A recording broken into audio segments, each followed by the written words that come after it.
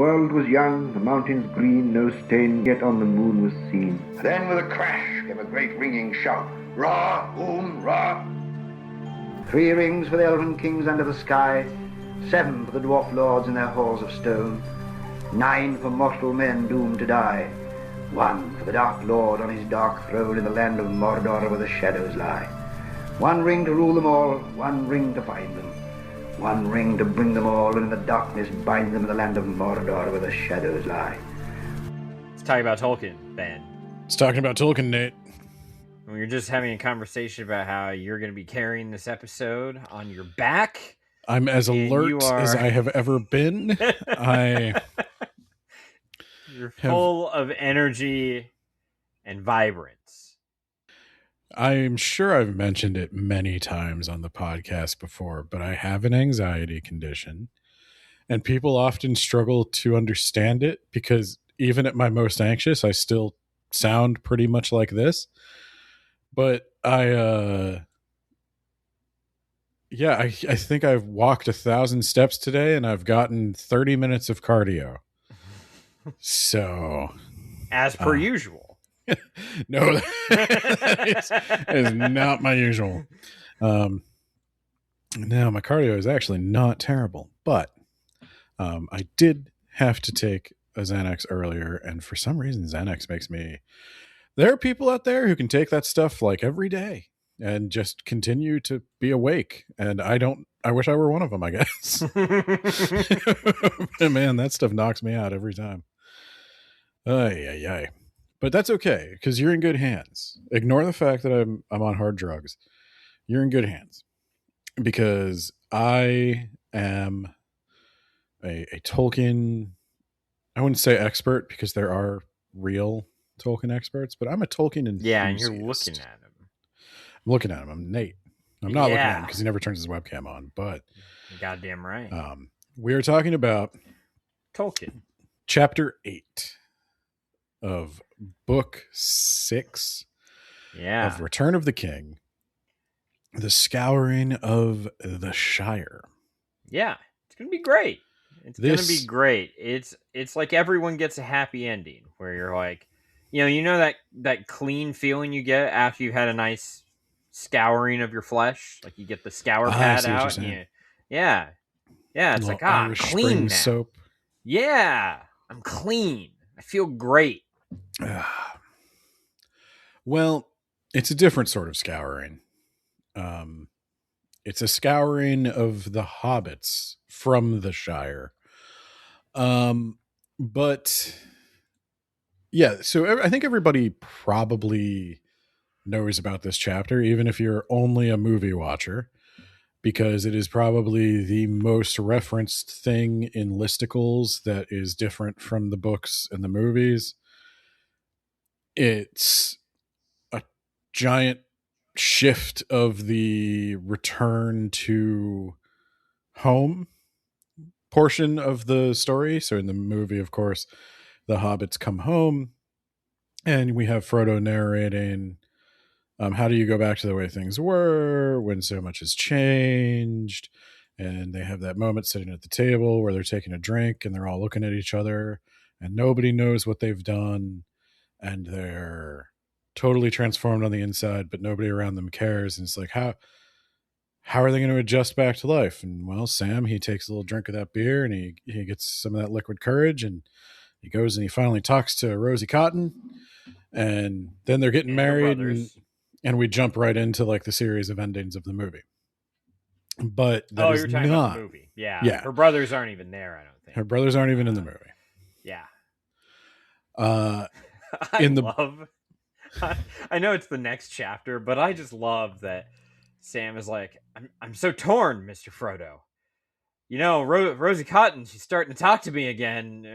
She was wondering like why I ever left in the first place, and why I wasted a year. And I mean, I want to live with you, Mr. Frodo, but I also want to get married. He's like, well, why don't you just move in with me after you get married?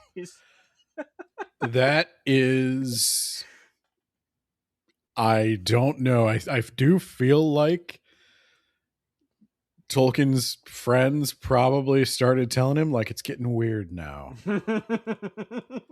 Are you sure this is the direction you want to go? Now, I guess one thing you have to keep in mind about Bag End that doesn't really come through in the movies is Bag End is like an estate. So Yeah. it's not like they're moving into a tiny single family home with Frodo. No, because you don't name a single family. British people do. They do? They name their houses. I thought they only named like Bag End, like the fancy I'm sure it manors. I'm sure it doesn't happen as much these days. Like, I'm sure most people just, number their house. And I know all houses have numbered, but my family actually recently got back from Scotland, and tons of houses have names. That's crazy. I want my house to have a name. You could make that happen. This needs to happen. Yeah. What's it going to be named? Because you're so good at naming things. I'm just amazing at naming things. I may have messed this one up by come back to me. I was going to say, I don't want to, we won't give her name away. GPT, but your daughter's name is infuriating. I think it's funny when you realize the joke. And someday she might also think it's funny. Someday, yeah, she might. Yeah, she might appreciate the ultimate dad joke that is her name. We'll just have to leave the listeners in suspense about that one. But anyway, so in the book, the homecoming scene is a little different. So let's keep in mind one of the differences is they're riding back. They're riding back on ponies. They are decked out with treasure, weapons, armor. Hell yeah. These are the most well-armed people west of Rivendell. There might be a few warriors in Rivendell who have competing sets of gear, but for the most part, this is farm country. Mail is expensive. Swords are expensive. These people do not have these things.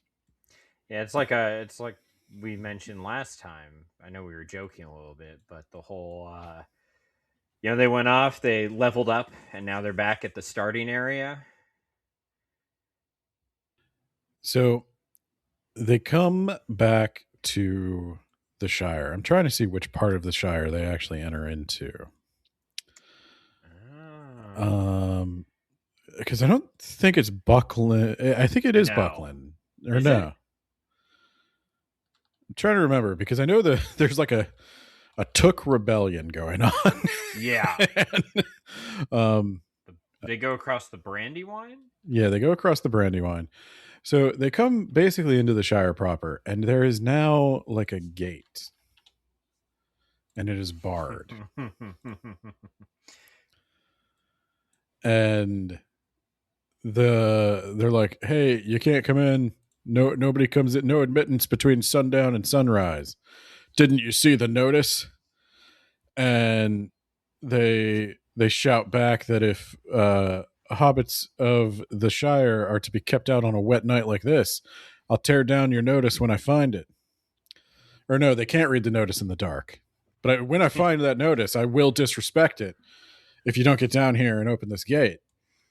And the guy's like, hey, hobbits of the Shire. And he comes down and he looks and he's like, holy shit. Merry Brandybuck. And friends. He's like, I thought you guys died in the old forest. Wow. Okay. You still can't come in. We got orders. It's the chief's orders. The chief up at Bag End. And Frodo asks if he means Lotho. Yeah, I do like that Frodo just immediately jumped to that conclusion, both in this chapter and in the last chapter. They're at Bree, and he's like, yeah, I bet it's Lotho. That bastard. Well, in this case, he says the chief up at Bag End, and Frodo knows he left the Sackville Baggins is back in. So that's he has a reason to suspect Lotho this time at least. And other than he has a real legitimate reason instead of just jumping to conclusions and being rude. He says it could be him, I guess.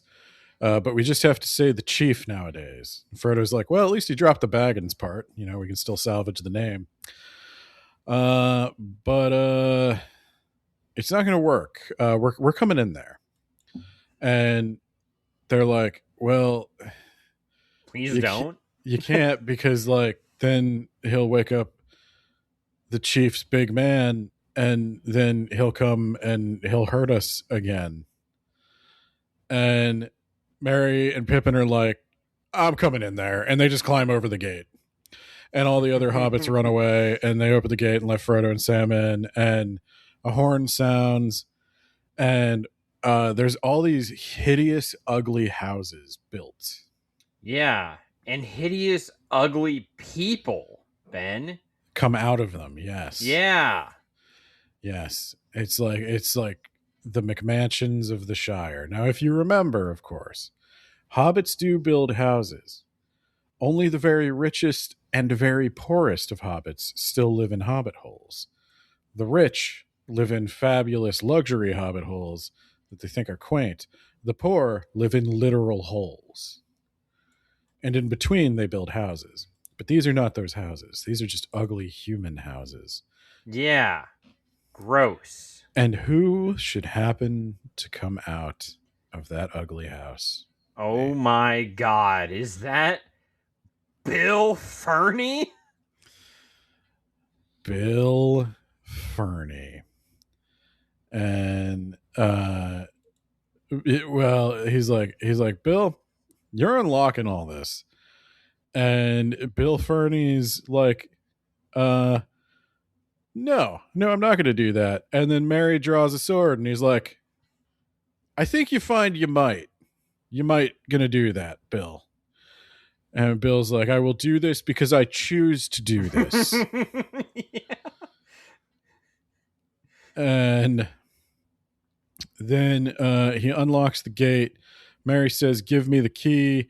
Bill throws it at his head, pocket key, and then runs off into the darkness.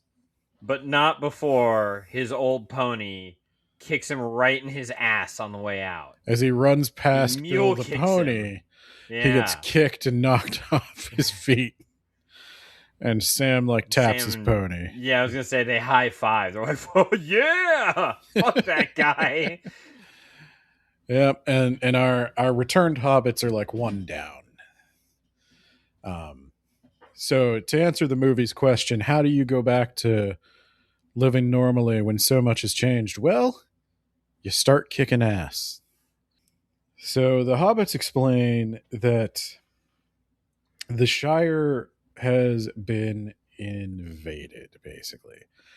It all started with Lotho buying up everything in the Shire. Nobody knows really where he got the money, but all of a sudden he had all this gold, and he starts buying all the key buildings and industries of the Shire. He buys the mill. Interesting. He buys the smith. He buys up a bunch of land, and he starts shipping out all of the produce of the Shire. He starts shipping out all the food and all of the tobacco, especially. And basically anything that was valuable, he ships out. And so the hobbits are being basically kept on rations that are just enough to sort of keep them alive and working and going. And no one really knows what he was doing with all this. But of course, the mayor went to have a frank conversation with Lotho about all of this. And he was promptly beaten and thrown into a cell. And that's when Lotho started bringing in all these big people. And these aren't like the big people we were used to seeing. A lot of these big people are kind of like green. And Yeah. maybe they have pointy ears. And how'd they come around, Ben? How I did they imagine, exist? I could tell you what it wasn't, and it was probably a loving union between man and orc. Yeah. Yeah. It was probably a different kind of union between man and orc. And that's why they all had to die, Ben. Orchestrated. Heh, get it? Orchestrated? Oh, it's horrible. Eugenics. Oh, God. Oh, jeez. It always comes back to that, doesn't it? So, the hobbits, they decide, they're like, hey, we're going to stay here for the night. And they're like, oh, no, you couldn't do that, because then they're going to think we helped you. No, you can't do that. And they're like, well, we're doing that. And do you guys have any like food or anything? And they're like, no, they don't let us have food. They're like, well, we have food, and maybe we would share food if you shut up. And they were like, okay, well, maybe we can make something happen here. Okay, we're still hobbits. And then the next morning, the sheriffs arrive. Is that how you say it? Sheriff? Sheriff. Okay. This is one of Tolkien's folksy, I don't know. This is probably some like northern something or other. I don't know the rural parts of Britain, but the posse of sheriffs arrive. There used to be one sheriff and one mailman and one mayor, and that was the entire governmental apparatus of the Shire. But now, the good old days, there are many, and they are here to arrest our crew. And so they say, we're going to hand you over to the chief's men. And if you don't want to stay in the lock holes any longer, then you need to. You're going to have to stop resisting my arrest.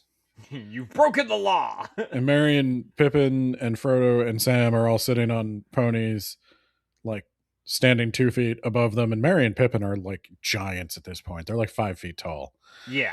And they're just like, the guys are like, you're going to need to surrender your weapons. And Merry and Pippin are like, yeah, we're not going to do that. We will go see the chief, but we're going to go see him on our own terms. Yeah. She's like, or she's like, no.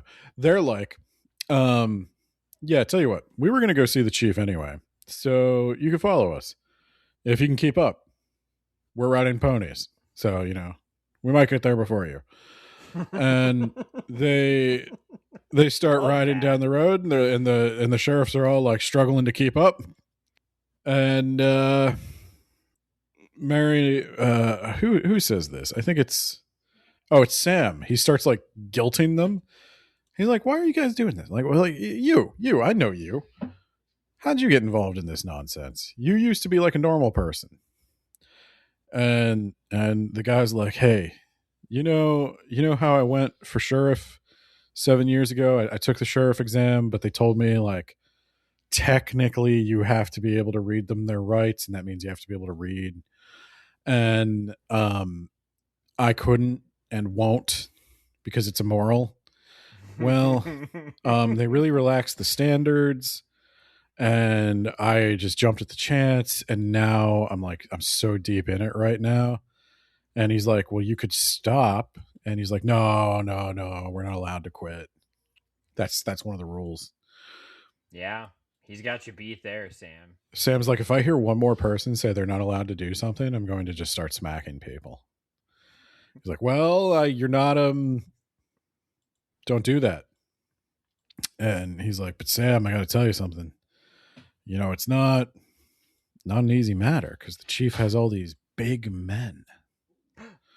All these big men are around, and they can beat the crap out of us and throw us in lock holes. And it turns out it's just been surprisingly easy to conquer the Shire. It's almost as if there was some invisible force previously protecting the Shire, and they went east for some reason a little while ago, and then things just really went to shit, Sam. Yeah, I would like them back if you have. That would be great, actually. Yeah. Yeah. So,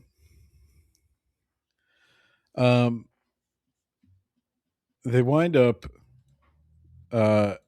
getting pretty close. I forget where they stop next. Yeah, because they run into more dudes, or the dudes come to them. Yeah. Right. Yeah, they keep running into people, and they trottle along. And as they're coming back into... all the inns are closed or dismantled, Ben. All the inns are closed. Oh, that's right. They were going to the Prancing Pony, but the pony was closed, Ben. No, the pony's in Bree. Oh, shit. What am I thinking of? It's another inn. Or the sheriffs are eventually just like, they can't keep up anymore they're trying to run behind horses, basically, and it's not working out. And they're like, okay, we'll meet you at, they say, we'll meet you at the Green Dragon. And they're like, you're breaking arrest is what you're doing right now. That's illegal. If you keep riding, I just want you to know. If you keep riding, it's going to be illegal. I see you're still riding. That's okay. Well, I've done all I can do. I have declared crimes. So, stop doing crimes. Okay, you're flipping me off now. That's also real mature guys. It's also a crime. Now they're sort of coming back into their own neighborhood, and now the damage is starting to affect them. They're starting to see burnt down houses, lots of old hobbit holes, been deserted, and gardens are dug up. And what's worse than that is there's a whole line of new construction. It looks like shit. It's just these cookie cutter suburb houses. Yeah, they got no character.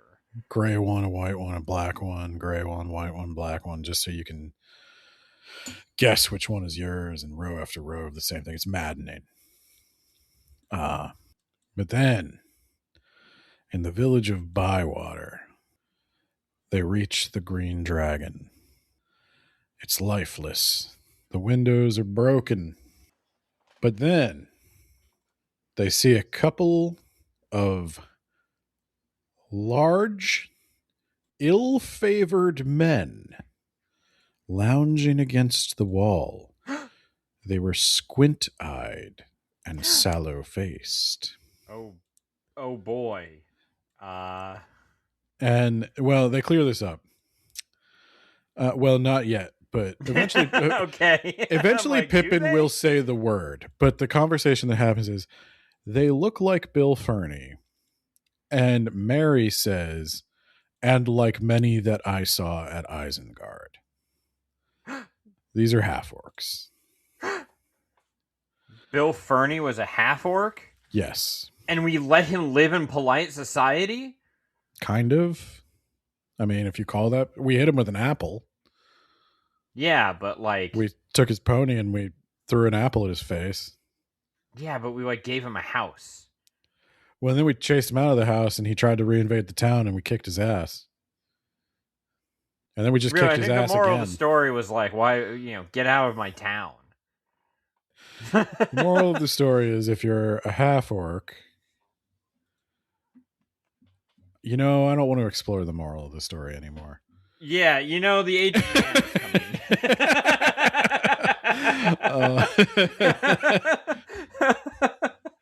I've decided there are some morals that are best left unexamined. No, I do think, again, I'll give you the whole Tolkien said that the orcs are technically redeemable. A half-orc, possibly even more so. Yeah, because it's got good genes. No, it's...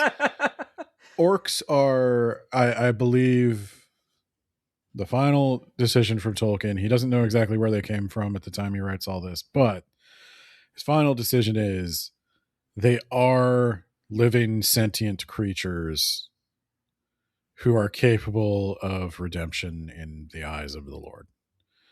And But not in the eyes of man. yeah, I imagine. Well, so the way Tolkien talks about it, in all seriousness, the orcs are people. People are allowed to defend themselves. So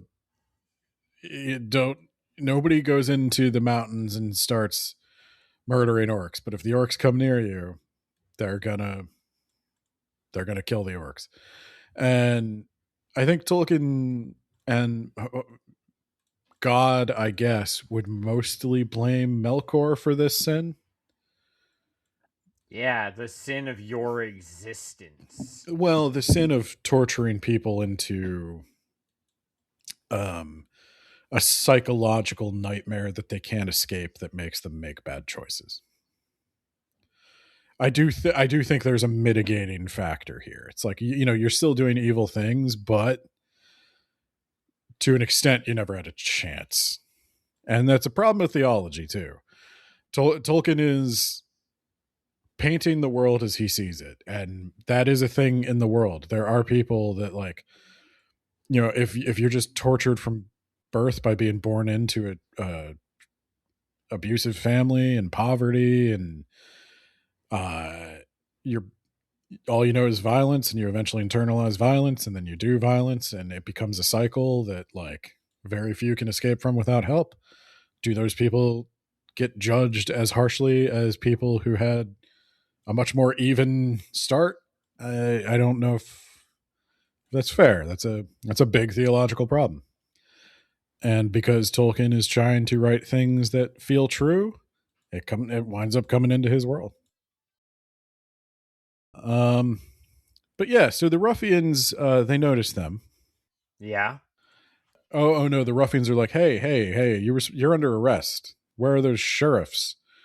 And Mary's like, they're coming. They're working on it. And they said, well, I told Sharky it was no good. I told Sharky it was no good trusting those little fools. Should have sent some of us to go arrest you. Well, you're here now. Yeah, Mary's basically just like, well, how do you think that would have gone different? Well, I'm big and I've got a club. Yeah. Well, they go back and forth a little bit. They ask about Lotho. Is Lotho behind all this? And they're like, yeah, Lotho has his uses, but Sharky's in charge here. Frodo says that you guys might be a little behind the times. The Dark Tower has fallen. There's a king in Gondor. Isengard has been destroyed. And Sharky is a beggar in the wilderness now. Do they know that he's Sharky right now? I believe they do. Because that's what Frodo says. Well, he says your master is a beggar in the wilderness. I didn't know if they put two and two together and realized they're one and the same. Yeah, I think Frodo, because they've pretty much already decided. They had that talk with Gandalf that. Yeah, I mean, it makes sense. He has all that tobacco, so. Yeah. The man stares at him and says, "Oh, is he a beggar in the wilderness? Is he indeed? Well, I suppose then I guess I should run, because now what? A country of 3 foot tall, fat, pampered hobbits is going to beat me up?" And Pippin is like, you know what? I don't think I'm going to let you talk to the ring bearer like that. I'm a knight of Gondor. And he says, I am actually a messenger of the king, and you are speaking to the king's friend. And if you get down on your knees right now and ask for my pardon, I might not stick my sword, which I have laughingly named Trollbane. It's a funny joke. You had to have been there. If you had been there, you might be less intimidated by it. Hey, he did kill that troll, okay? This sword was the death of a troll. The troll was almost the death of me. The troll's massive bulk. But if you get down and beg for forgiveness right now, maybe I won't stick Troll's Bane. Straight up, your candy ass. Yeah. And Mary also draws his sword. And the ruffians, they look a little startled. They're not used to hobbits drawing on them, brandishing in the middle of the Shire. And Frodo notably does not move. But they... Scaring Breland peasants and bullying bewildered hobbits had been their work. Fearless hobbits with bright swords and grim faces were a great surprise. And there was a note in the voices of these newcomers that they had not heard before. It chilled them with fear. And they're like, okay. I'm reconsidering now, but I'll be back. I'll be back and there will be more of us. And this time we'll have something more than a board with a nail in it. They don't even have a nail. It's just a board. And Mary is like, well, we came back none too soon. I think we're going to have to kick some ass before the day is done. And Frodo says, not a day too soon. Perhaps too late, at any rate, to save Lotho. Miserable fool, but I am sorry for him. Pippin's confused by this. Save Lotho? Whatever do you mean? Destroy him, I should say. We're here to kill him, right? Yeah, that was my plan. I was going to go inside his hobbit hole, I was going to drag him out, and I was going to stab him. And Frodo says to Pippin that, Pippin, I think you might not have the best read on the situation, because I think, Pippin, that Lotho has long since become a victim in all of this. I do not think Lotho has had it particularly good, nor do I think Lotho is particularly in charge. I think he got in way over his head, and I don't know if we have arrived in time to get him out. Yeah, you know what? I'm sure that whatever fate befell him, it wasn't cannibalism. At that much. I'm like 60% certain that was a joke. I am not sure, because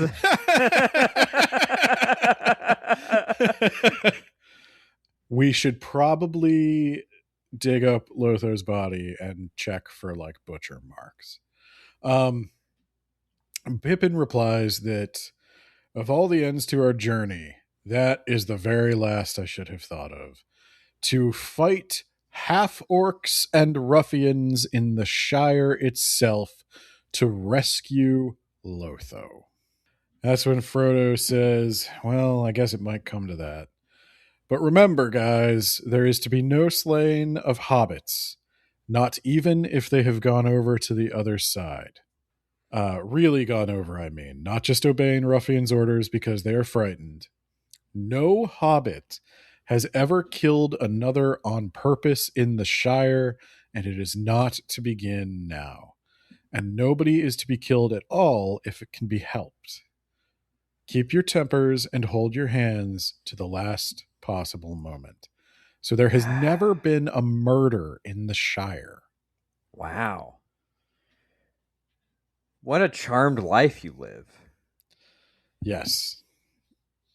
Man, you know, Frodo, I just gotta say, I've kind of got the taste for orc blood. I kind of like the feeling of the life draining out of them after I ram my sword into them.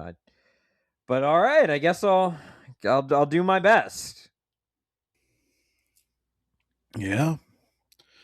And so Mary says, so I think it's time for a revolution. Hell yeah. And I was gifted by the noble and masculine Durnhelm a horn that, when sounded, will start the revolution. And I do not know, at the time I am recording this, which ska riff I will play. But it will sound many times throughout the episode from here on. I have to figure out what horn sound. What is the horn of revolution? I don't think that's the toasters. We'll have to. That was my first thought, because that's all the sky now. I've thought about Streetlight Manifesto, but I'm not. I'm wondering. What about that one from Tony Hawk Pro Skater? Goldfinger Superman. There you go. Maybe we could do Superman, because that would get everybody dancing, right? Like, that'd get everybody out into the street. Like, if you just rolled down the street where a lot of millennials lived and you started playing Superman by Goldfinger. That is true. Yeah, I bet that would get people, everybody would be like, yeah, I'm a Superman. Yeah. So, okay, that's what it is. It's Goldfinger Superman.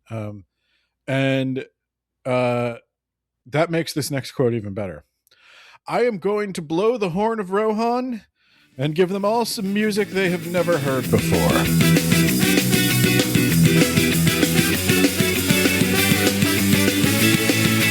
Up went the cry, shaking the air.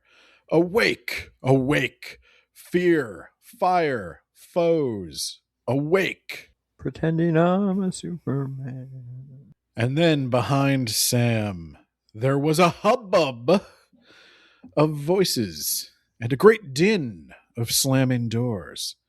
And some dogs barked. And there, before he got to the lane's end, was standing Farmer Cotton with 3 of his lads, young Tom, Jolly, which is a name, and Nick. Just Nick. Yeah. And they all had axes in their hands. And Sam hears him say, hey, it's actually not one of those ruffians. It's a hobbit. And he's, I'm sorry, it's old-timey language, but dressed up all queer. Who are you? And what's all this to-do and hubbub? And he says, it is Sam Gamgee, and I have come back to claim your daughter. And her brothers. And the friendship of her brothers. And he goes, oh my God, well, the voice is right. But Sam, you're like kind of badass looking now. And yeah, malnutrition did that. That was a very particular diet. I've been eating nothing but elven whey protein for the last 6 months.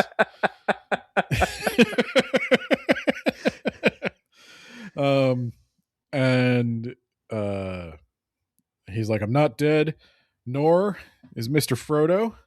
And these are his friends. And we're going to do a little revolution. You in? And he's like, I'm so in.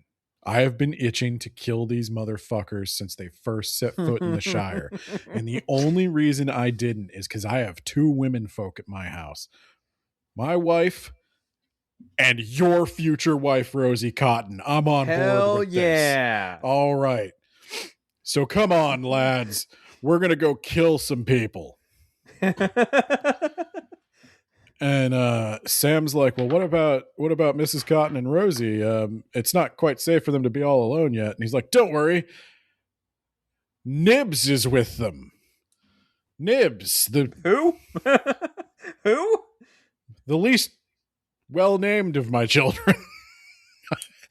Well, I was looking at, okay. By the time you get to like the 4th child, by the time you get to the 4th kid, it's like, okay, so I'd already had, so like we had Tom, right?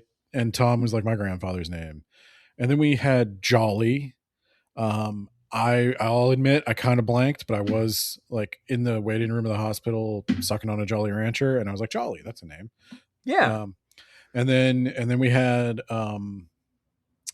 Nick. I don't actually know anyone named Nick. I was just like, I like the sound of the name Nick. Saint Nick. Yeah. Yule.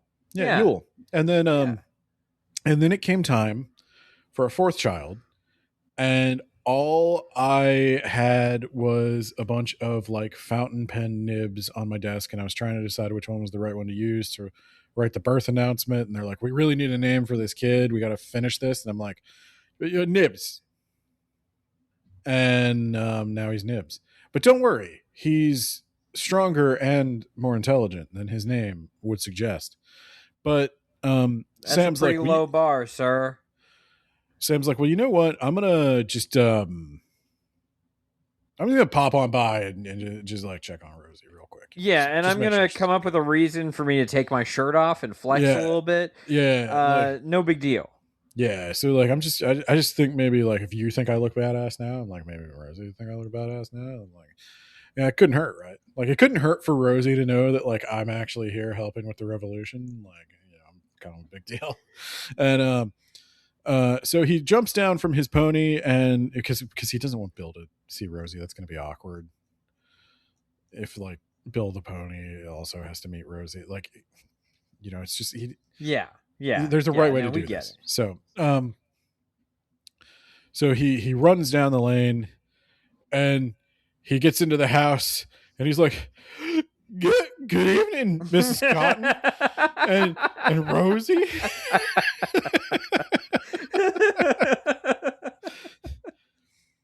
How are you been? I'm not dead.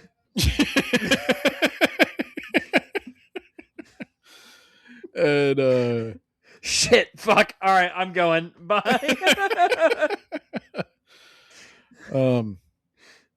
Sam's like, well, I just I'm not dead, and Rosie's like, what are you doing here, Sam? And he's like, we're gonna do the revolution, Rosie. We're gonna get it all started. Mr. Frodo and his friends are planning it, and I had to come see you. And she's like, well, if there's a revolution, Mr. Frodo's involved. Get the fuck out there and kill me some orcs, Sam.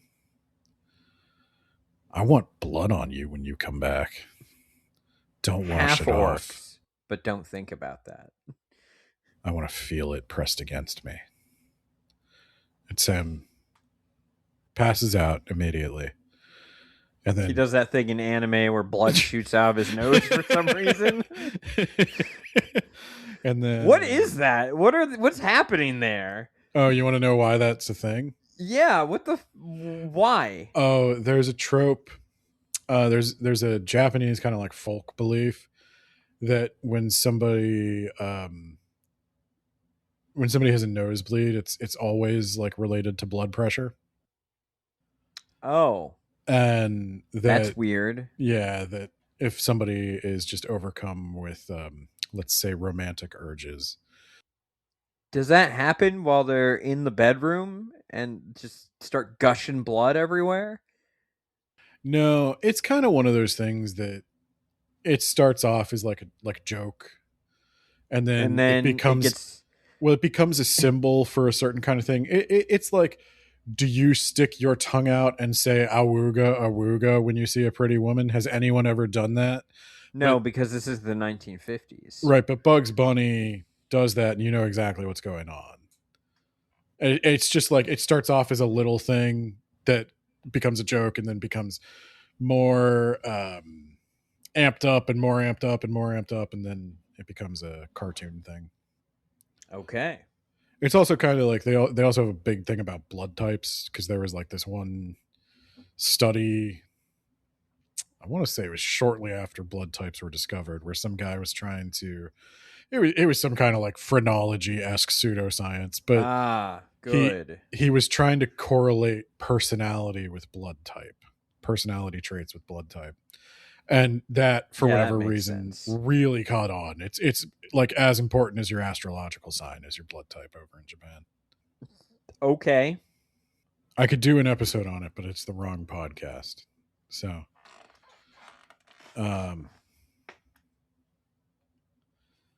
yeah, because Sam and Rosie right now, they're not concerned with the pornography of the Easterlings right now.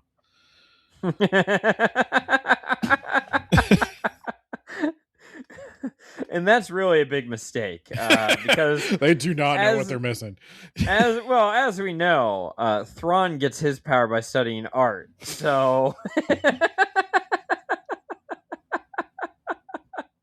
I was hoping you would spit that out. I took a big drink of coffee right before he said that. Right before I imagined Thrawn analyzing the fisherman's wife to try to figure out when the Japanese Navy is going to run out of oil.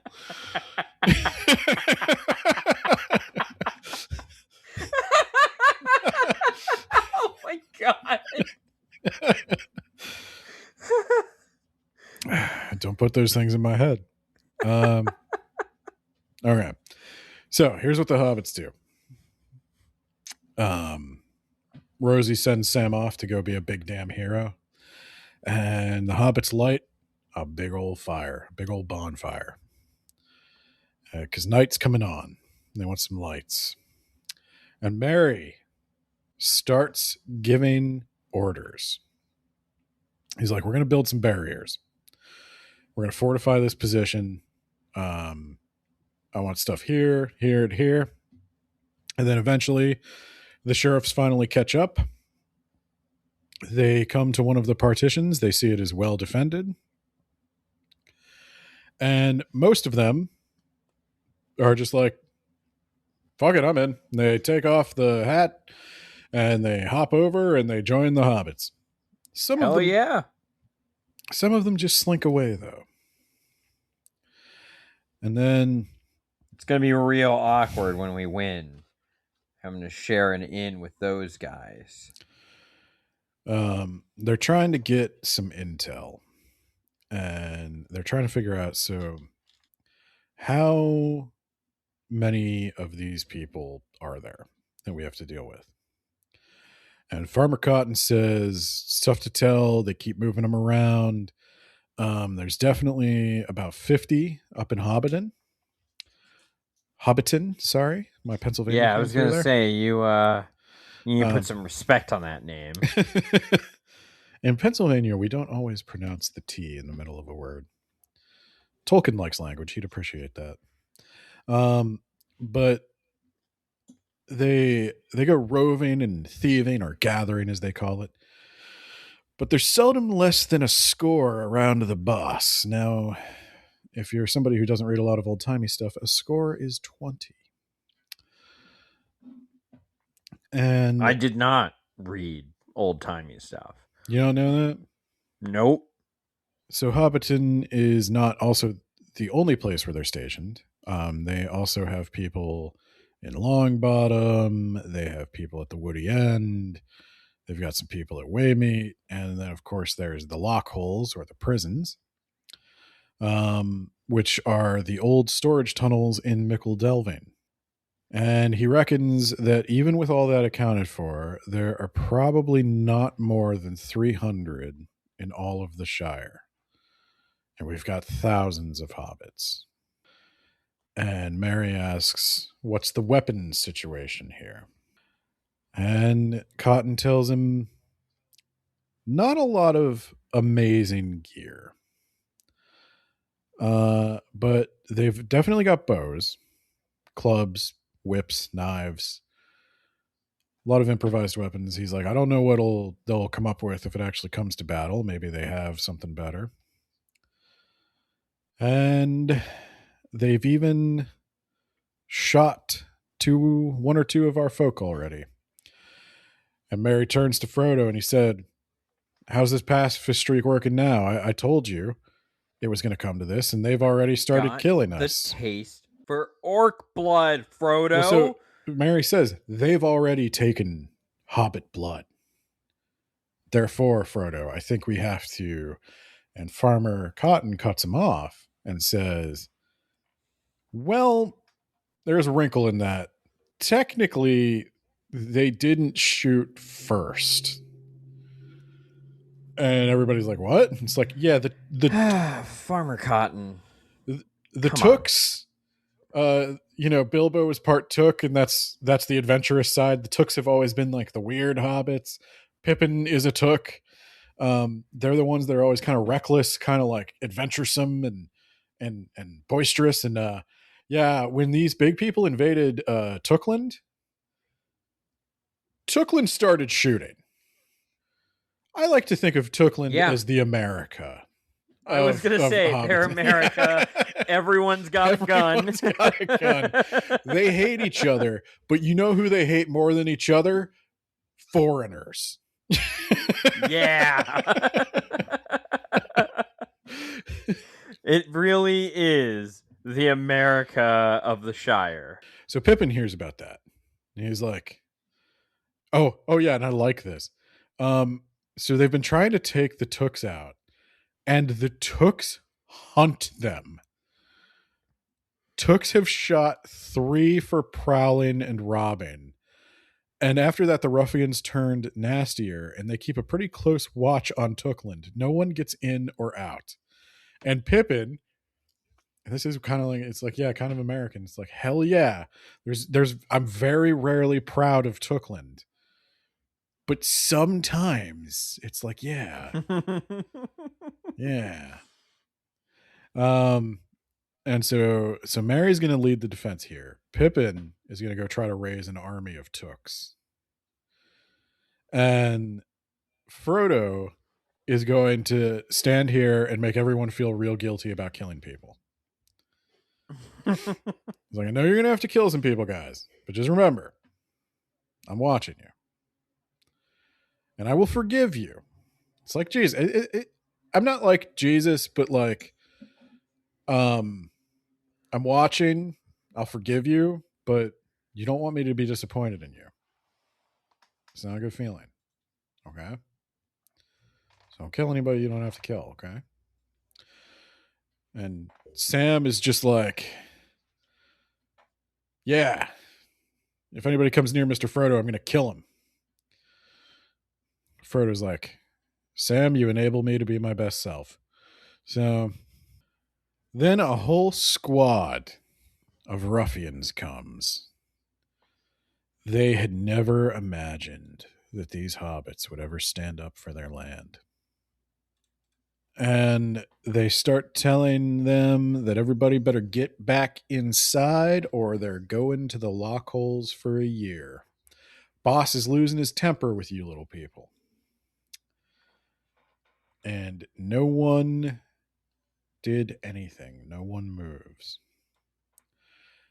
And then the ruffians keep coming closer to the fire, and they don't really notice that as they're walking past the openings in the barriers, that the barriers are closing behind them. And they want to know who's in charge here. Farmer Cotton's standing next to the fire all alone, warming his hands. They want to know what he's doing here. And Farmer Cotton says, I was just about to ask you the same question. Because this isn't your country and you're not wanted here. And they're like, oh, yeah, well, we want you. And we're going to take you. And then one of the men steps forward to grab Farmer Cotton. And there rose a roar of voices all around them. And they were suddenly aware that Farmer Cotton was not alone. They were surrounded in the dark. On the edge of the firelight stood a ring of hobbits that had crept up out of the shadows. There was nearly 200 of them, all holding some weapon. Oh, shit. And Merry steps forward and says, we met before, and I told you not to come back here. And I'll tell you one more time. You are standing in a bright light, and you are well covered by archers. If you lay one finger on this farmer or anyone else, you're going to be full of arrows. And the leader looks around, and he's like, oh, yeah? Get him. And he takes one step towards Merry, puts his hand on his knife, and he is filled with arrows. Merry had arranged this whole setup. He made a big fire in the middle of the night, constructed all these barriers to make sure that, people would be where he wanted them. And then he had archers aim at the fire.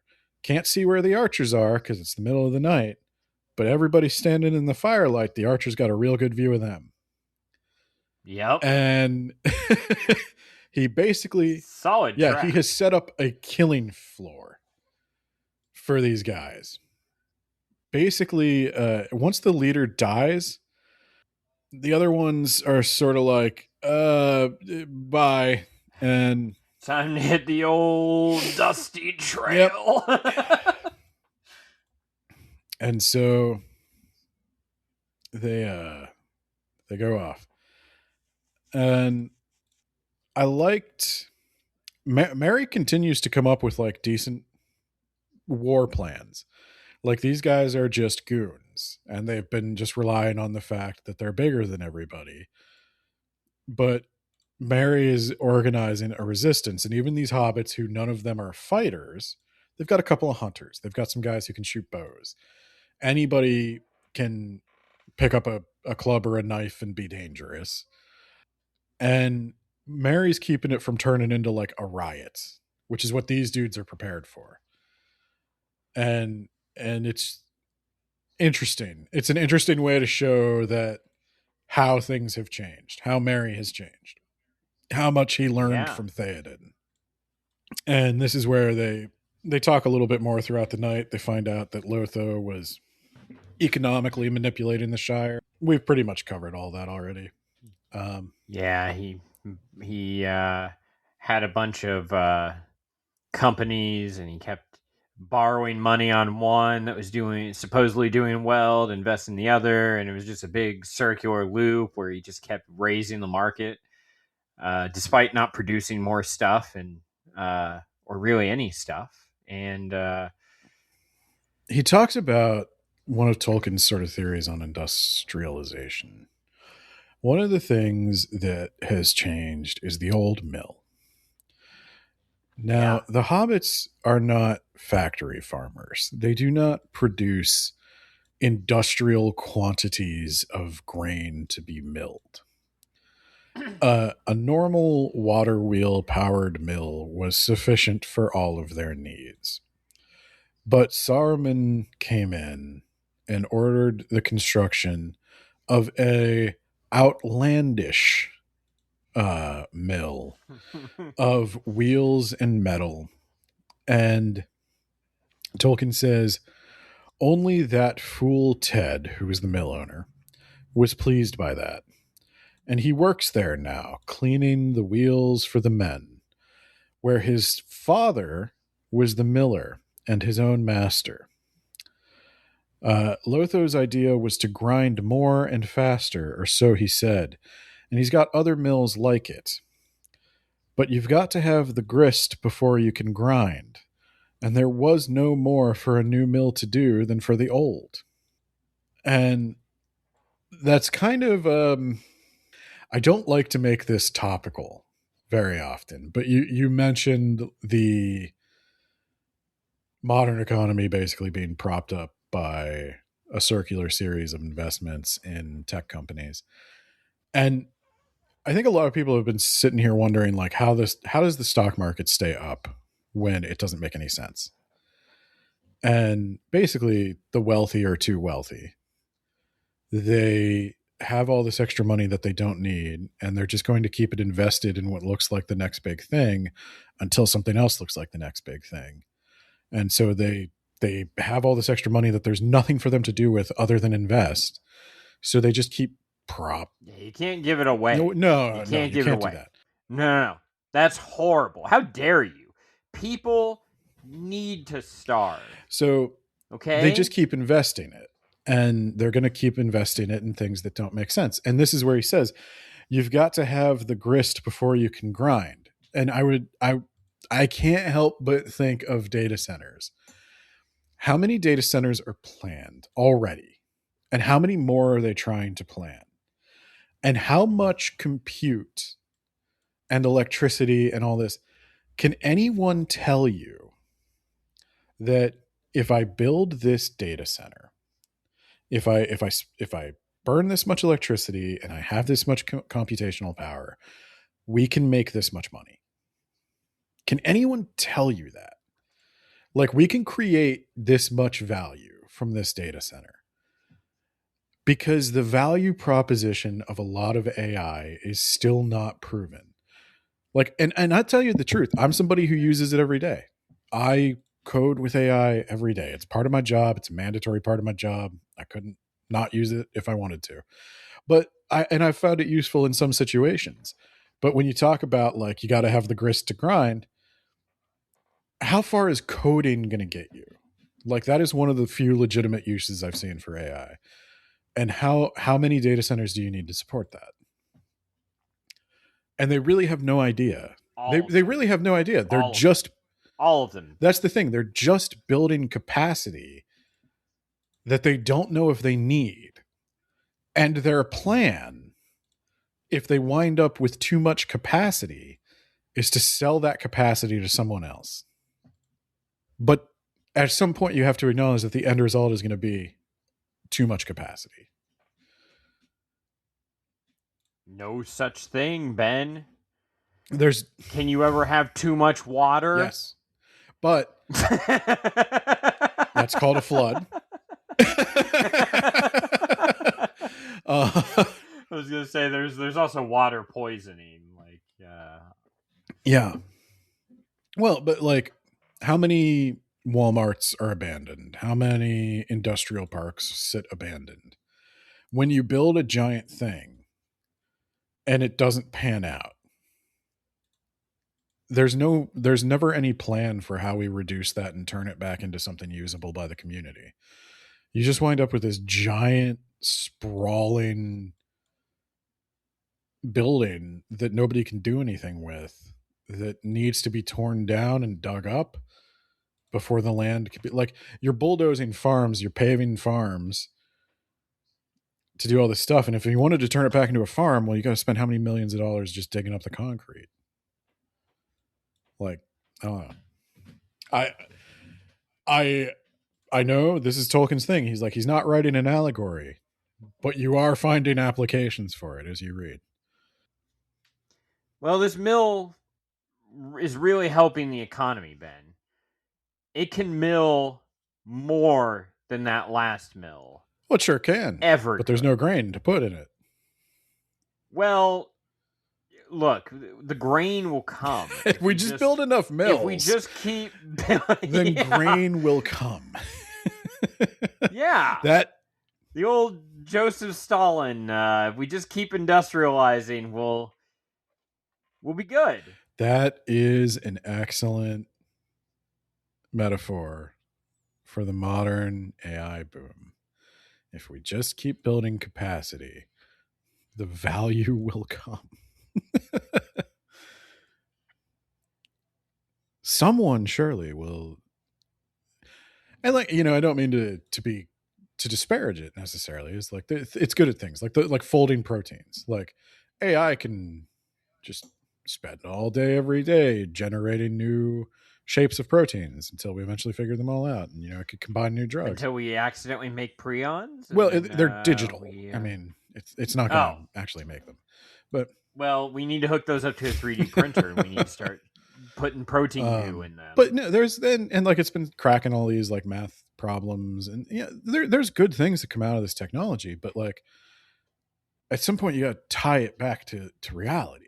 Like, are the good things that are coming out of it, how much juice are we getting for how much squeeze, And at some point, is it worth squeezing this hard to get kind of what we're already getting? But I don't know. Got to move on. All right.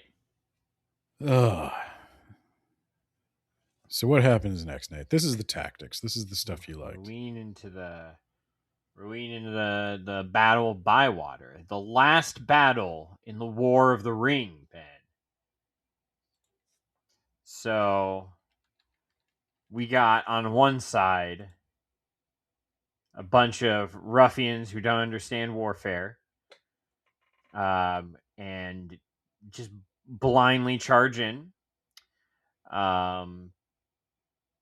AKA every author on this podcast that we covered who wrote about war and had no idea All war about is anything about it, but they just wanted to write a war. all war is just two groups of people running at each other.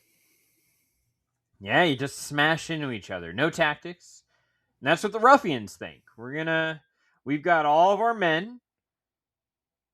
We're going to smash into them. Something, something, something victory.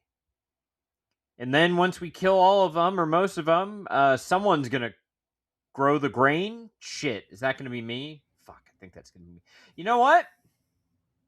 I want hobbit blood. Doesn't matter.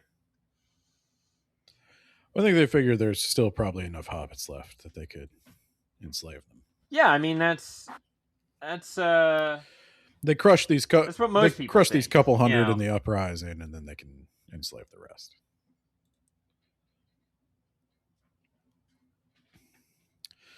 So would you like me to walk you through it? They basically do the same thing that they did last time. Now, we do need to get reinforcements from Tolkien. Yes. And fortunately, they do arrive in time. And Merry and Pippin have strategically blocked off roads and passes to, again, force the oncoming army into a very large kill zone. And then they block it off from behind, and they've got them surrounded. And this is when they try to offer them amnesty of, throw down your weapons and fuck off forever, or else. And they didn't like that too They much. choose else. And it goes real well for the hobbits. Merry himself slew the leader. Then he drew his forces off, encircling the last remnant of the men in a wide ring of archers. See, that's how you write that. Merry himself slew the leader. You don't have to make it sound like, is this nameless leader going to defeat named character Merry? Like some books that we have read recently. Obviously, some nameless guy on the enemy army is not going to defeat High Lord Merry. Helion versus Meriadoc Brandybuck.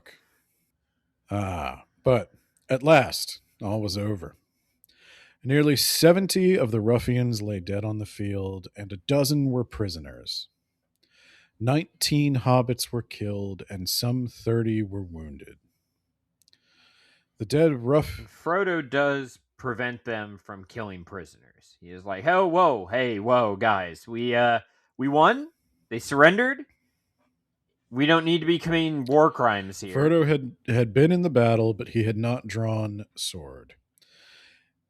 And his chief part had been to prevent the hobbits in their wrath at their losses from slaying those of their enemies who threw down their weapons. They bury all the enemies in what they call the battle pit. And then the hobbits that died were laid together in a grave on the hillside, where later a great stone was set up with a garden about it. So ended the Battle of Bywater, 1419, the last battle fought in the Shire and the only battle since the Greenfields of 1147. In all accounts, of Shire historians, Frodo, Farmer Cotton, Sam, they're all mentioned, but by far the names of the captains Meriadoc and Peregrine stand out the most. And it's kind of an interesting thing is that goes on, like Merry and Pippin become leaders of the hobbits. They have commanded hobbits in battle. They've saved the Shire. They were the most active. And even though Frodo saves the world, Merry and Pippin wind up becoming the heroes. And that, I don't know, that bothers Sam. And Sam. Sam's also there. Sam's also there, but Sam's not known as like a battle commander. Yeah. Sam's more Yeah. did his part. Sam was there making sure that we could all return alive while you guys were out having trolls fall on you and getting poisoned by the Black Breath.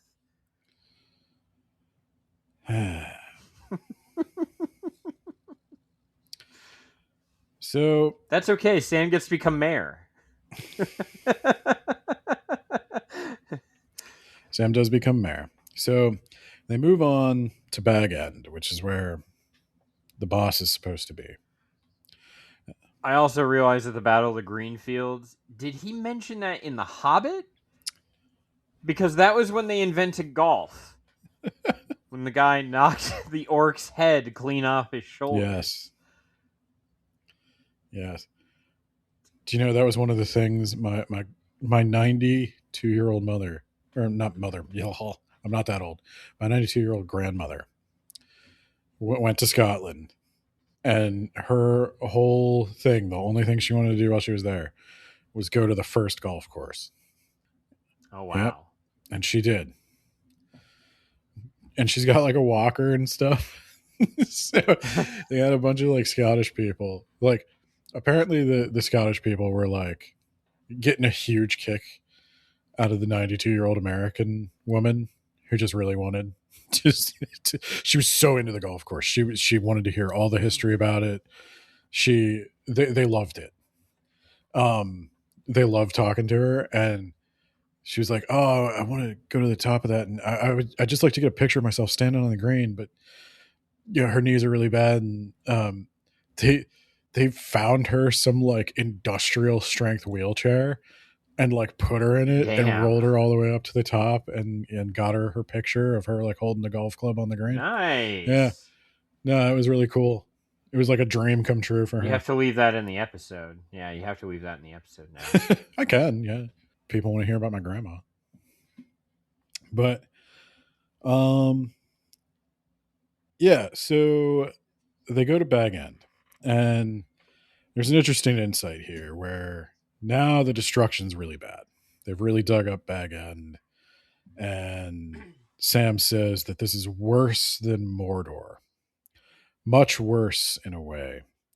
It comes home to you, as they say, because it is home, and you remember it before it was all ruined. And Frodo replies that yes, this is Mordor, just one of its works.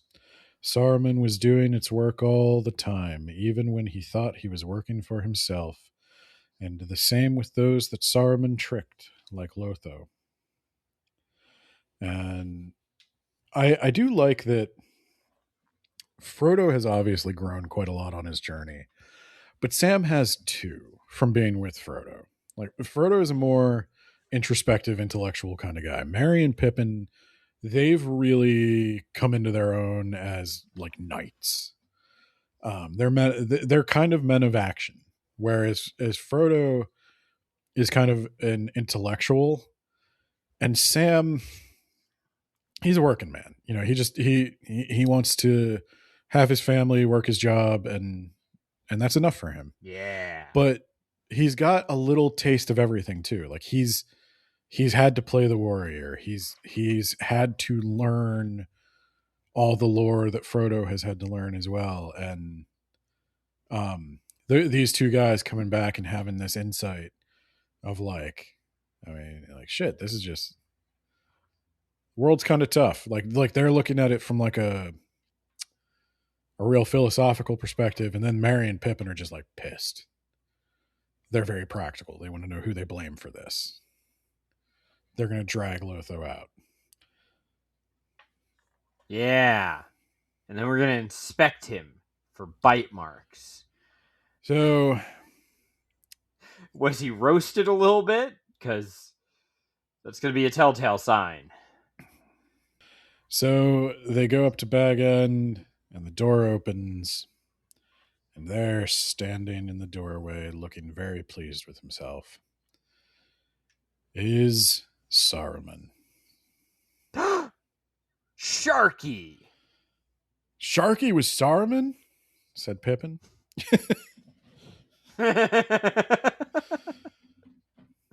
Whoa!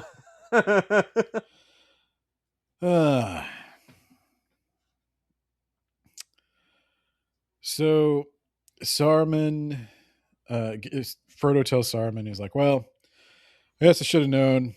Gandalf warned me that you were still capable of some mischief. And Saruman's like, oh, quite capable of mischief. Don't you fucking tell me what I'm capable of. I didn't. Gandalf did. Remember Gandalf?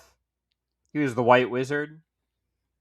And he says, my only regret is that I couldn't have taught you a sharper lesson. If I'd had more men and more time, I would have taken this place to the ground. But don't worry. You know, I've already done much that you will find it hard to mend or undo. And it will be pleasant to think of that and set it against my injuries. And Frodo is kind of like, I didn't do anything at Isengard. I wasn't even there. I didn't even know it existed. Yeah. Who are you? I think this is the outside of that time on the road. This is the first time we've met. Yeah, no, I was busy beating your boss. You remember that guy? I think you were hiding inside of a tower and shitting your pants, just thinking about his servants. But Frodo says, well, if that is what you find. You know, I defied one of them. I had a Morgul blade in my body, and I still had a last act of defiance. So that is an interesting thing, is that Saruman should really be a much greater being than Frodo. But Frodo has grown so much and Saruman has fallen so far that the tables have almost turned here. As Frodo says, if that's what you find pleasure in, I pity you. It will never be a pleasure, of memory only, I fear. Go at once and never return. And the hobbits are furious. They're like, no. Kill him. And Saruman looked around and he's like, and this is what he says. Saruman looked around at their hostile faces and smiled. Kill him, he mocked. Kill him, if you think there are enough of you, my brave hobbits. And he drew himself up and he stared at them. But do not think that when I lost all my goods, I lost all my power. My goods. I love that part. I don't know why he describes it that way. Whoever strikes me shall be accursed. And if my blood stains the Shire, it shall wither and never again be healed. Frodo says, I will not have him slain. It is useless to meet revenge with revenge. It will heal nothing. Get away. And Saruman calls for Wormtongue. And he says, these fine fellows and lordlings are turning us adrift again. Come along. And Saruman turned to go, and Wormtongue shuffled after him. And this is if you watch the extended versions of the movies where they actually bother to show what happened to Saruman, this is they take some lines from this. I think it's... Did you forget a part, or is it coming up? It's coming up. In the movie, Saruman dies at Isengard. And Theoden tells Wormtongue that you were once a man of Rohan. You don't have to stay with him. You can come back down. And that's when Saruman starts talking a bunch of shit and Wormtongue stabs him. And then Christopher Lee's like, he's telling you how a man would react if he were stabbed in the back. There's a famous interview, you can look it up, where Peter Jackson told Christopher Lee, he's like, and then when he stabs you, you scream. And Christopher Lee's like, oh, I don't want to tell you how to do your job, but have you ever stabbed a man in the lung? And he's like, no. And he's like, okay, well, I have. And they don't scream. They kind of go, and so I think I should make more of that sound. And Peter Jackson was just like, he's like, I was a Nazi hunter. I hunted Nazis after the war. And some of them tried to run. They didn't get far. Much like Saruman. So,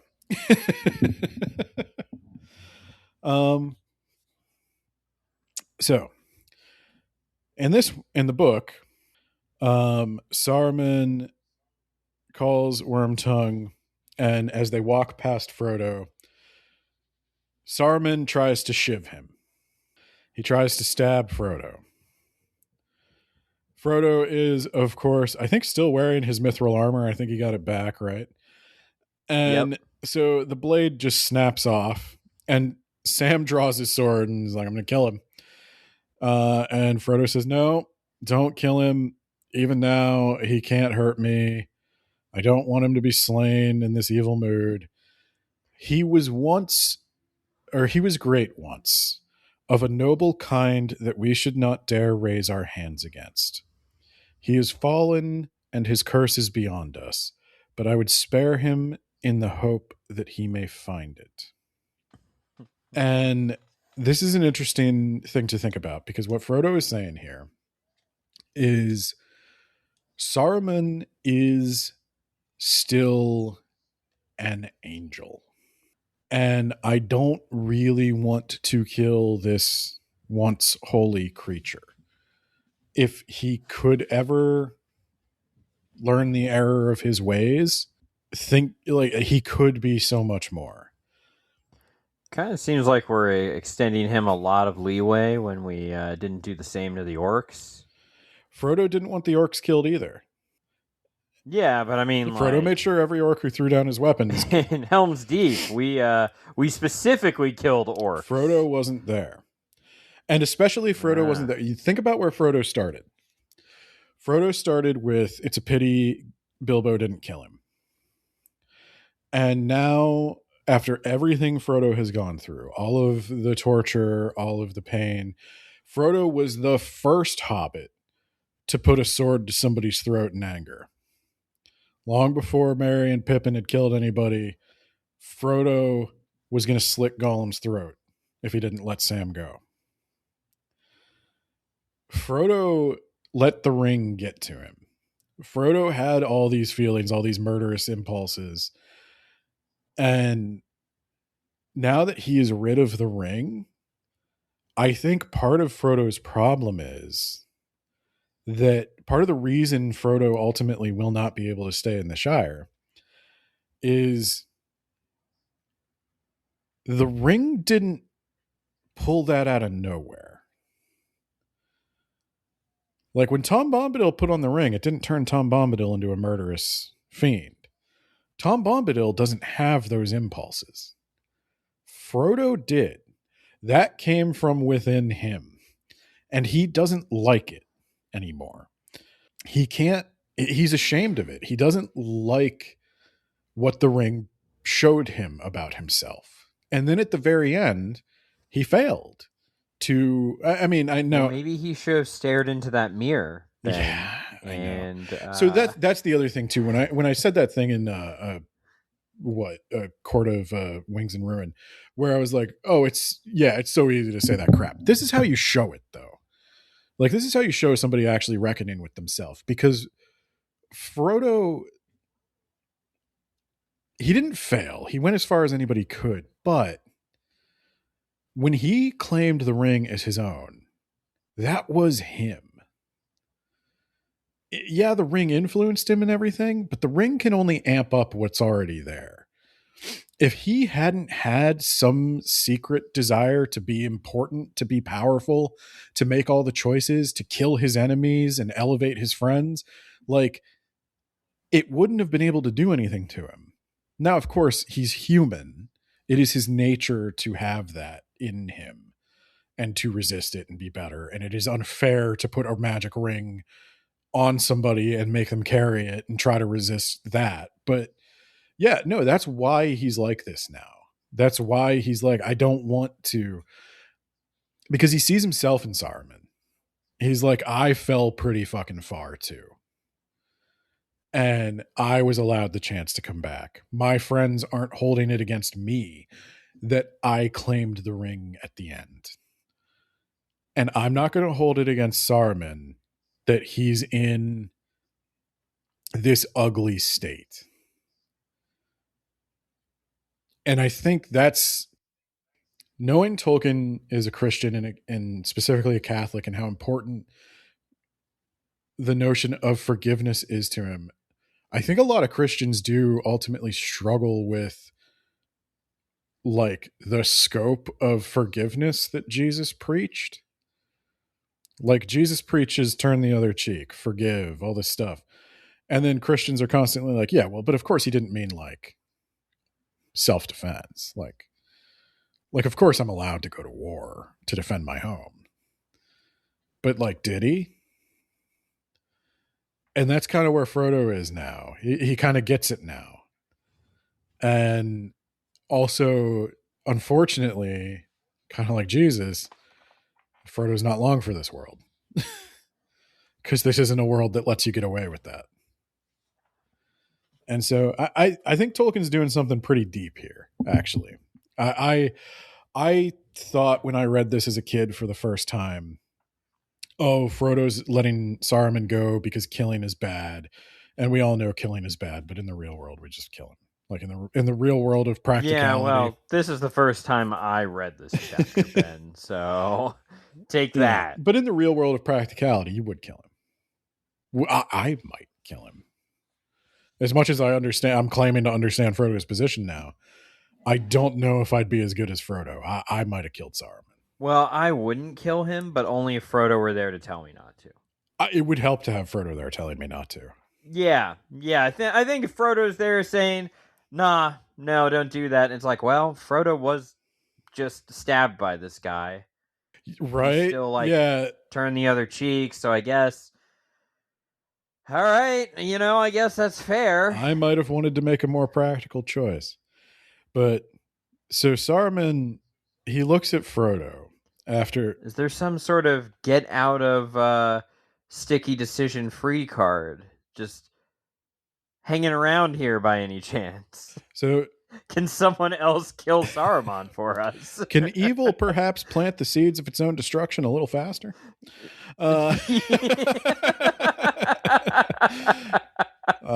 So Saruman, he stands up and he looks at Frodo. And there was a strange look in Saruman's eyes of mingled wonder and respect and hatred. You have grown. Oh, so now you're gonna head the White Council, huh? Fuck you. He doesn't come at him the way he has, like a little yipping dog. He instead says, yeah. You have grown, halfling. Yes, you have grown very much. You are wise and cruel. You have robbed my revenge of sweetness, and now I must go hence in bitterness, in debt to your mercy. I hate it, and you. Well, I go, and I will trouble you no more.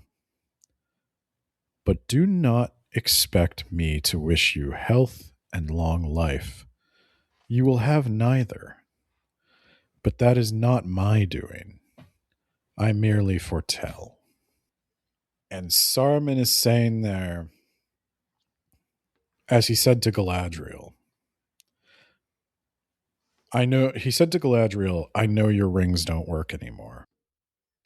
I know the craft of ring making better than anyone on left now. And no, I believe what he said to Galadriel was leave Sauron to me, and then he charged after him. My lady, leave Sauron to me. No. He tells Galadriel that he knows her ring's broken. She doesn't give a shit.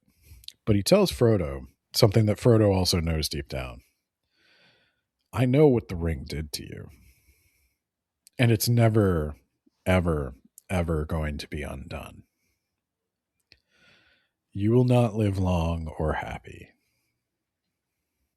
Yeah. Well, Saruman, I know what your ring did to you. And we still laugh about it to this day. I saw your stupid coat. And this is when I just, movie Saruman versus book Saruman, I just love how big of a doofus he is. he's just so lame. He has the coat. He's got a ring that he forged that's like nothing compared to any of the other rings. And then when they get into Isengard, they're like, he tried to make this look like Barad-dûr, but like he didn't do it very well. Saruman is meant to illustrate Tolkien's dislike, what we would call today, but he would not have called back then, capitalists. It's his dislike of the factory owner, of the man who is an imitation. To this day, it would be like Bill Gates. Bear with me here. I'm going somewhere with this. Let's say Bill Gates is Sauron. Okay, he programs an operating system for personal computers at a time when people didn't know that they would want to use a computer. And he has some actual vision. He makes an actual decent product. He becomes very wealthy and powerful. And then decades later, you get a Mark Zuckerberg. Yeah. Mark Zuckerberg can only steal ideas from people. He wants to be Bill Gates. He wants to be that genius. He wants that status. He understands the craft of ring making. Like Mark Zuckerberg, smart enough guy to intellectually understand how to create an operating system, but he really doesn't have the vision to have come up with the idea. He's capable of understanding the science if somebody else discovers it. And all he can do is in mockery and imitation of greater minds. And he is wearing his doofy pervert glasses, failing demonstrations, standing in his tower, throwing money at AI. Oh, it's AI now. We're an AI company now. 10 years too late. Yeah, the VR didn't work. VR didn't work. And that none of it is his idea. He's always copying somebody else, and he's always making a poor imitation. And that is the kind of person Tolkien is making fun of. They existed in his time as well. They exist in every era. I do not know of a contemporary that Tolkien might have been thinking of, but in our time, I would say that's who Saruman reminds me of. A Mark Zuckerberg type who just wants so badly to be that. He wants so badly to be like Sauron. He doesn't want to be evil necessarily, but he wants so badly to have achieved what Sauron achieved, to have invented these great crafts, to have pioneered all this stuff, to be a power in the cosmos. And all he can come up with is a mediocre ring and a shiny shirt.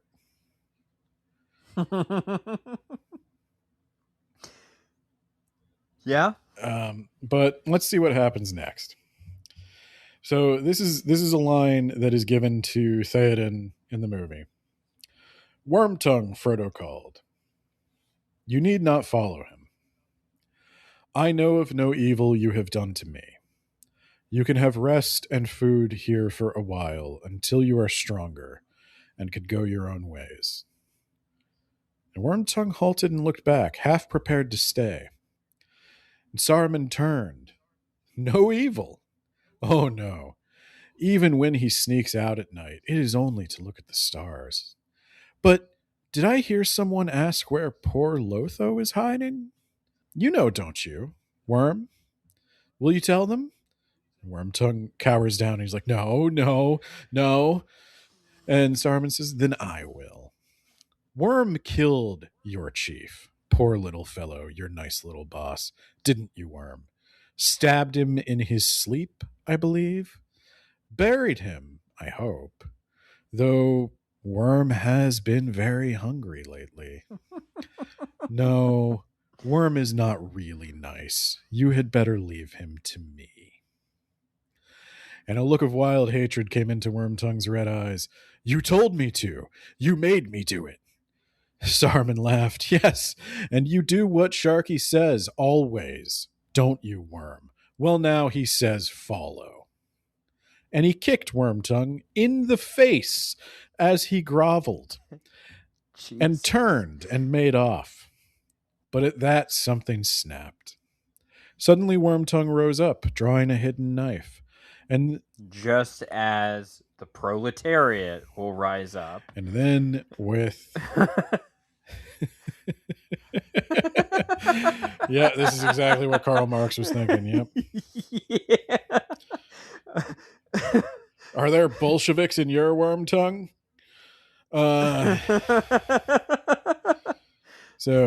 And then he drew the hidden knife, and with a snarl like a dog, he sprang on Saruman's back, jerked back his head, and cut his throat. With a yell, he ran off down the lane. Before Frodo could recover or speak a word, 3 hobbit bows twanged, and Wormtongue fell dead. In the movie, Legolas shoots him for absolutely no reason. Yeah.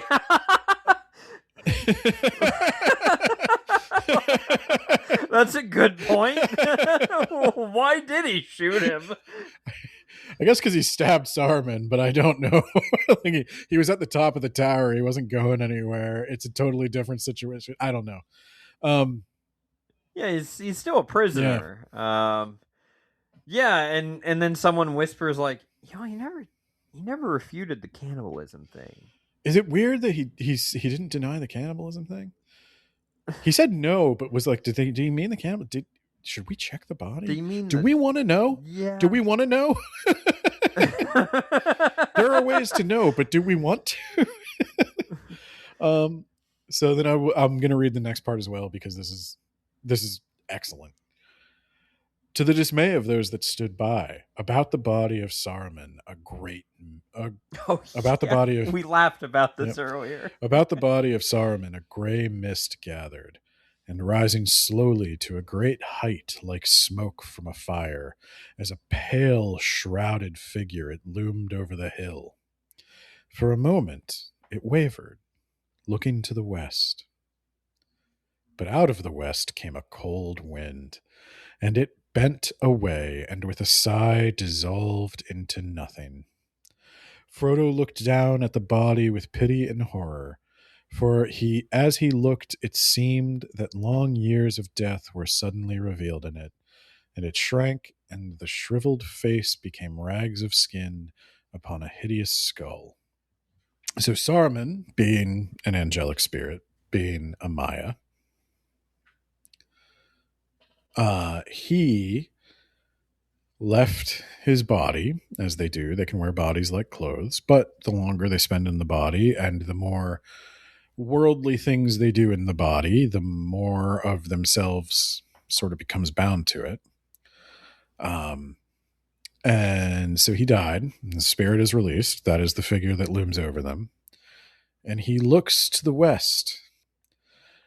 There's a feeling he gets when he looks to the west, to quote Led Zeppelin. And my spirit is crying for leaving. He's like, "Can I come home? Am I Frodo forgave me. Would you forgive me?" And the West says, "Nah, not this time." And he is blown away by a western. Oh, come on. You guys forgave Morgoth a bunch of times. Morgoth didn't work for us. Shit. That is an interesting thing. Morgoth is a co-equal of the Valar, and in many cases originally stronger than all the Valar.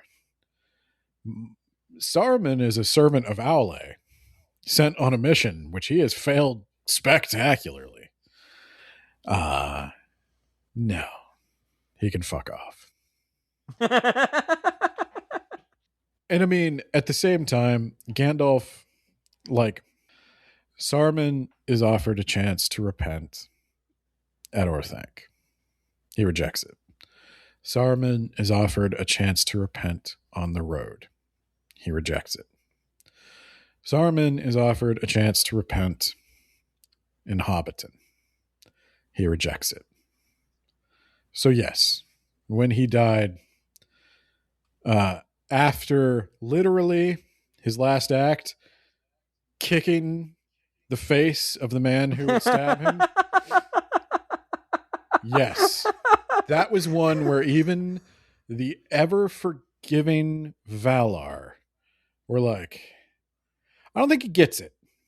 I don't think he's gonna get it. Yeah. Maybe a little bit of time as a dispersed malevolence in the world will do him some good. Maybe when the world ends and we all sing the second song of creation, maybe then we can talk to him. And then the war finally at Bag End, where it began, has ended. And the next chapter, the Grey Havens, is the last chapter. And then we're still sort of talking about, so there will be one more chapter. It'll come out next week. That'll be the end of Lord of the Rings.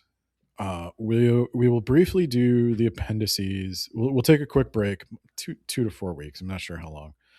We're not sure how much we're going to cover of the appendices. I think what I'm going to do, we're going to cover it all in great detail. We're going to explain the genealogy of the hobbits. Bungo Baggins. I'm going to call out things that might be of interest that I think are especially just good to know as you read through the story or as you think about the story. There's a lot more information than you might need at first, and also a lot of information that is going to be covered in the Silmarillion. So I'm not going to dwell very long on the stuff that's going to be covered in the Silmarillion. We're also eventually going to talk about, after the Silmarillion, I think we're going to go through the Unfinished Tales. And then I think after the Unfinished Tales, we will at least touch on each book in the history of Middle-earth. Jesus. Yeah. I mean, if you want to, if you get bored of the podcast, we can stop doing it. But we'll ride it until the wheels fall off. People seem to be enjoying it, and we'll see. I mean, we'll see. Like if the numbers tank, I already got the Silmarillion. So we're reading that for sure. If there's 5 people listening by the 6th book of the history of Middle-earth, then maybe we won't keep going. But we'll see. There's enough interesting. My plan for the history of Middle-earth is I'm not going to talk about like every draft, but I am going to talk about like sort of where things once you know all the stories as they kind of like were finalized, and they were finalized by Christopher, not by J.R.R. So canon is what it is. But we'll talk about each of the history of Middle-earths, and we'll talk about sort of where Tolkien started, what thoughts he had as he developed them into publishing, and then kind of where they ended up. And then after that, and at this point, this is like my 5-year roadmap for the podcast. We might end with a couple of Tolkien's other published works.